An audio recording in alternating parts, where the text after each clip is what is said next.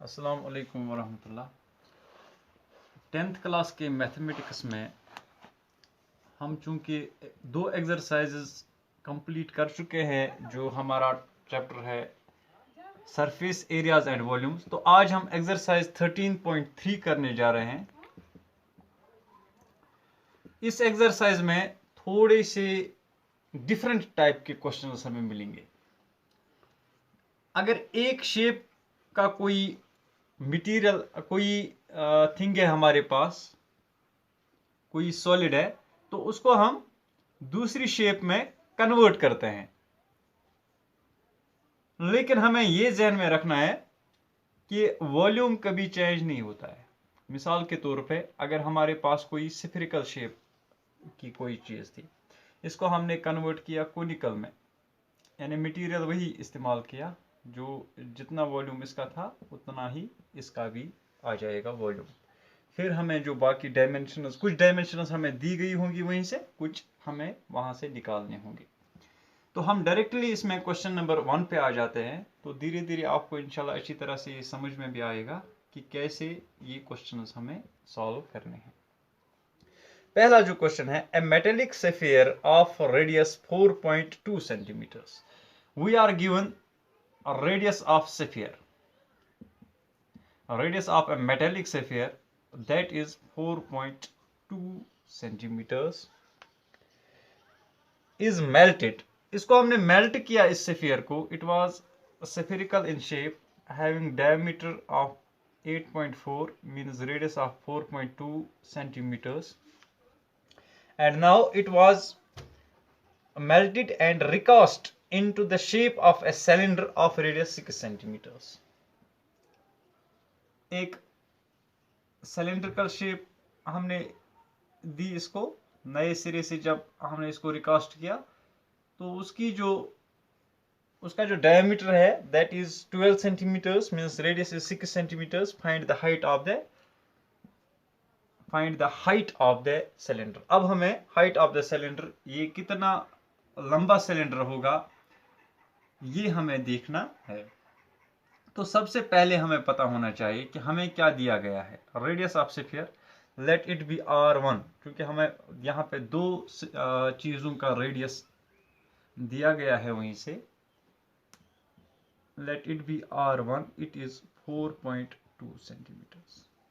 ठीक, इसी तरह से दिया गया है हमें radius of cylinder, let that be r2, वो दिया गया है 6 सेंटीमीटर। ठीक है ना। अब हमें क्या चाहिए, that is height of cylinder, let that be h।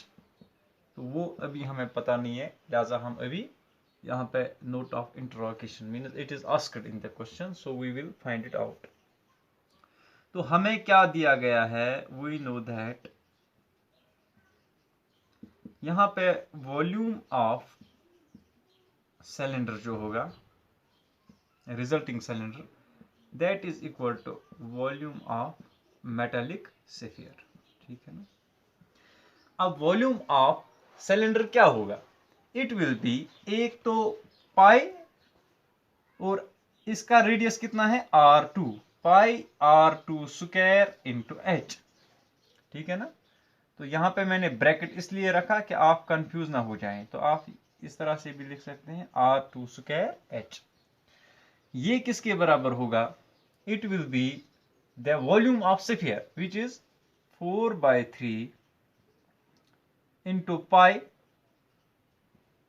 Into r cube, that is r1 cube, radius is r1। तो यहां पे हमें पाई का वैल्यू पता है, इट इज 22/7। ठीक, r square, r2 square here, it is 6 into 6। तो डायरेक्टली हम यहां पे लिखेंगे 6 into 6 into height, that is h। ये हमें अभी पता नहीं है, we have to find out this height.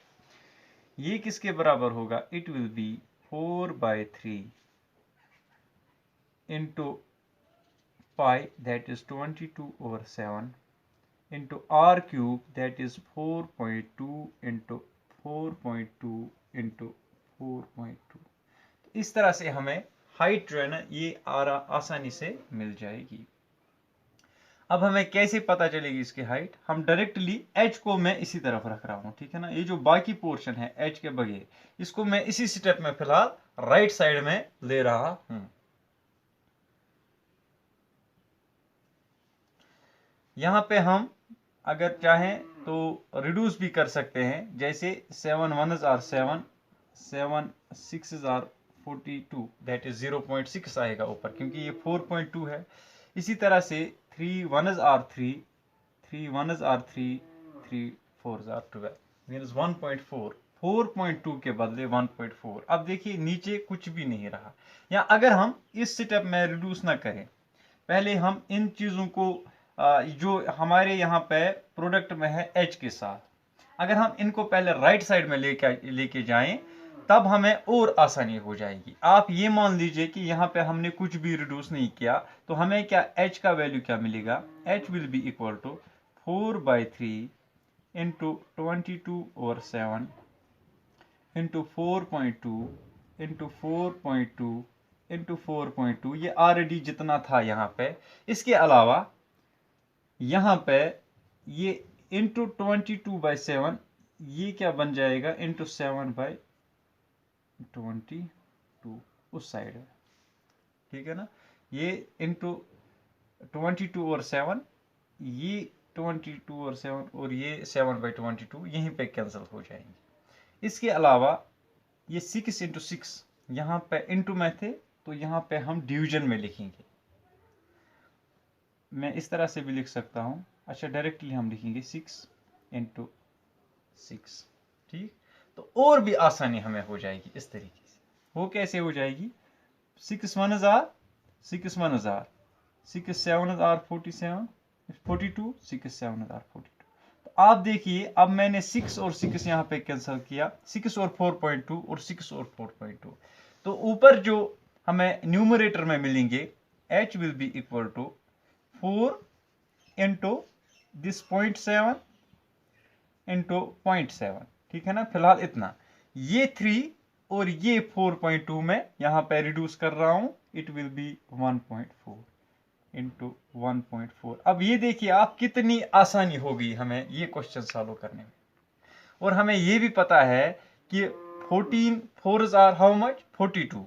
अब हमें 42 को किससे मल्टीपल करना है? 4.2 को, sorry, 14 4s are 56, means it will be height of the cylinder will be 5.6 into ये 0.7 into 0.7, that is 0.49, 7 7s are 49।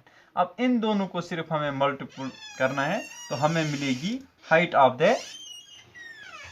The resulting solid cylinder.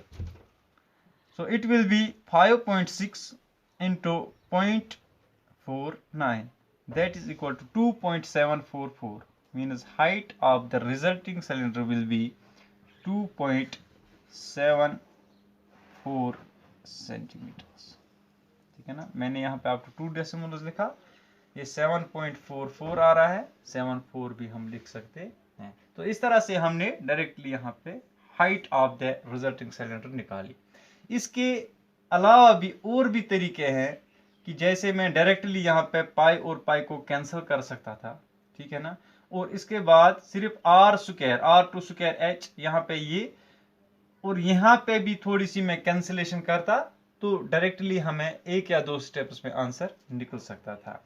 लेकिन चूंकि ये पहला क्वेश्चन था इस तरीके का, लिहाजा मैंने यहाँ पे इसको 2-4 स्टेप्स में सॉल्व करने की कोशिश की, ताकि बाकी क्वेश्चंस में आपको समझने में कोई दिक्कत ना आए।